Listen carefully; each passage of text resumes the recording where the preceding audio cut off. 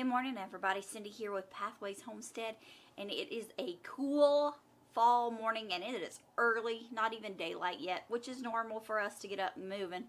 But we are in a super big hurry to get chores done. We are going to a special place today to look at a special animal for the homestead.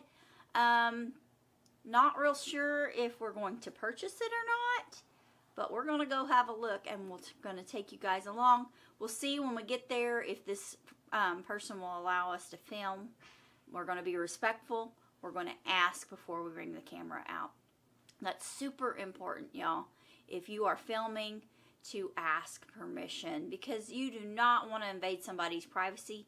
And some people just do not want stuff out there, and they want to be private, and we need to respect that.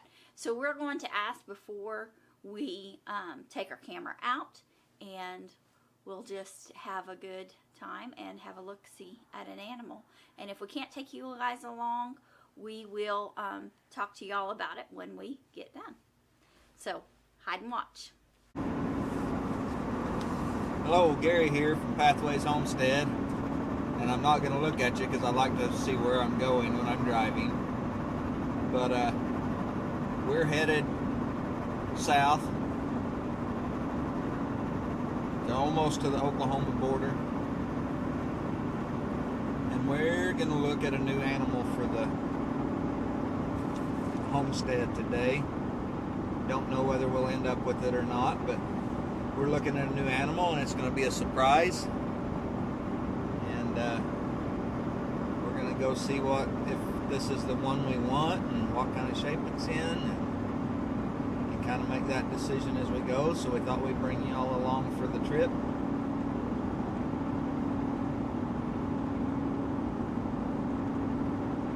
And we're driving. We're kind of almost out of the Flint Hills, but we're in the foothills, southeast Kansas, driving through the foothills here, and it's fall, and a lot of the leaves are starting to turn, especially the sycamores and stuff, and it's just beautiful down here. Sorry about the bumpy ride and my dirty windshield. There's a tree coming up here on the left that is just absolutely gorgeous. See the color, there it is. So beautiful.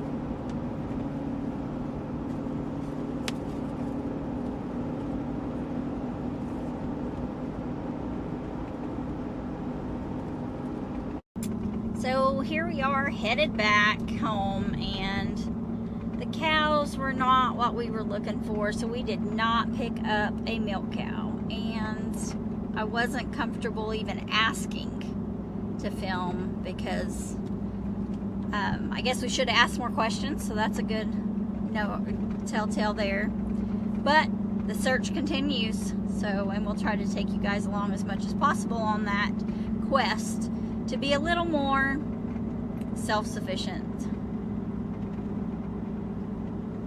We would really like to produce our own dairy products, and so that's something we're trying to do.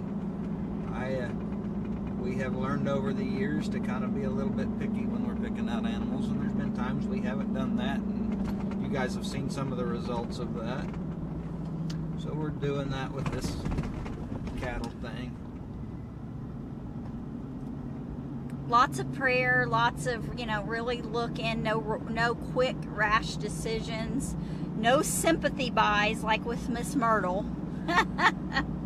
So, yeah, just being careful and being choosy, and there's nothing wrong with that. This is a cow that I'm going to need to handle, and if she won't allow me to approach her, at this point, I don't know that I want to train a cow that's big. Maybe, we've kicked around the idea of buying a young heifer calf and training, and that might be totally different than buying a cow already in milk. I think I would be more comfortable buying a cow already in milk, already trained, and maybe even paying that higher price tag and then possibly buying a heifer or keeping one of her heifer calves later on. I think for my first cow, I think I would really like a good, nice, gentle family milk cow that I can milk by hand. I'm a little bit small, a little on the short side, and I really don't want to wrestle a big old cow. Really don't want to wrestle a big old cow. And yeah, take a left. There's some stuff that made us kind of, I don't know. There was a couple of really nice looking cows there, and they were cows, and they were not the 3 to 5 year olds that was advertised. That's a big kicker. They were 6-year-olds. So, you know, you never know what you're gonna get when you go somewhere. Hi everybody, we are on the road again, on the search for the elusive family milk cow. We are near Leon, Kansas today. Tuesday we went down almost to Oklahoma, and that was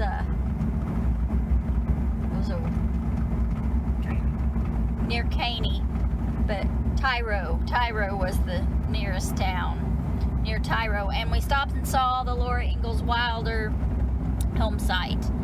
And so today we're going to South Central Kansas, down near Burden, to have a look-see. So let's take you guys along. There's not as much fall colors in this part of Kansas. It's been a lot drier, and so the colors aren't near as pretty. But anyway, did you want to say something? Nope. Just driving along. Excuse the bugs on the windshield.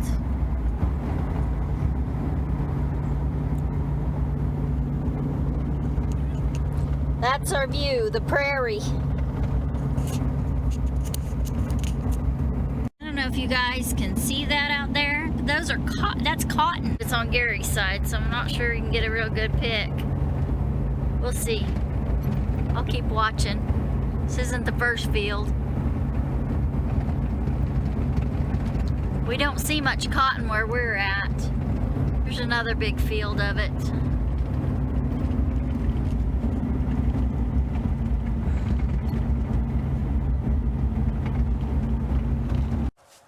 Bought a cow. Can you believe it? So I'm gonna milk a cow. She's got to smell everything, see what she thinks of it. She's not finding what she wants in the feed pan. But we're gonna see what we can do with her today, with what we've got. Everything's brand new, so we're gonna go slow. We're gonna go slow with her. And this is our first time owning a milk cow that we're going to milk.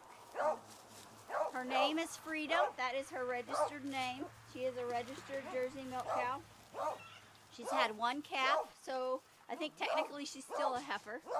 But she has had one calf, and she was a 4-H show animal for a little girl named Samantha, and Samantha showed her. So Gary's cleaning her up, washing her teeth real good.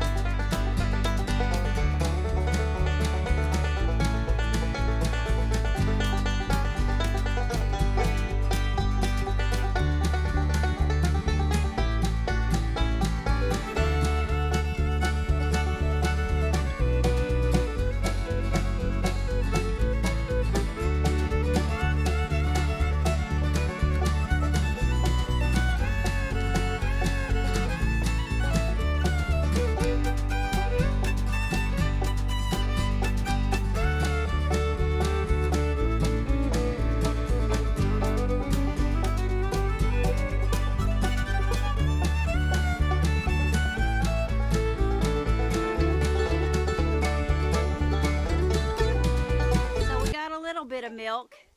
I don't know if we caught it on film or not, but we had a big, almost a gallon of milk, and she stepped in the pan. Gary's gonna go look today for some milk buckets that we can milk into. Some stainless, they'll be more ideal than this enamel. But this is just what we had. We should have been a little more prepared, but you know what, it's okay. There's always something you can use on the Homestead. She's pretty gentle. I mean, I'm very pleased. I'm very, very, very pleased with her. There's so many new things today, and she still handled fabulous. So, yeah, I think we're gonna like having a milk cow. Even though we didn't get a whole lot of milk because of her stepping in this big pot. We tried milking her in this big pot, and it was working great, and we had about a gallon of milk in there, and then she stepped in it.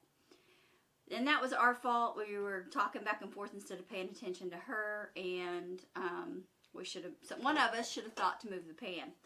But it happens. We're new, and we're learning, and even when we had our goats, it still would happen sometimes. So, like I said, Gary's going to pick us up some milk jugs today, milk pails today to milk into. And so I'm going to strain this milk. I just have a piece of cheesecloth in this funnel, and here is my jar. I don't think I have more than a quart in here. But you need something to strain the milk through to get any, pieces of hay or hair or anything that gets in there.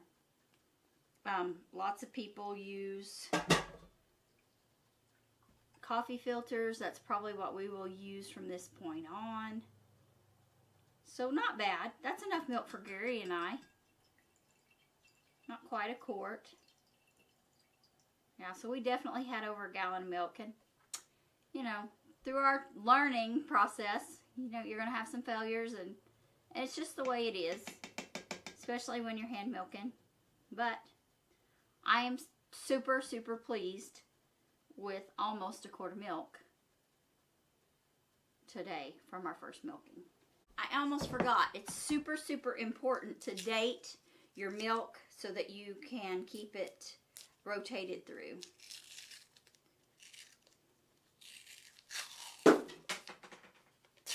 And I'm just going to do that super easy with a piece of masking tape on top of the lid. So today's date is 10/16/20. And I'm gonna write morning. All right. There we go, guys. I've got to get ready and take a friend to an appointment today. Thanks for watching, and y'all have a blessed day.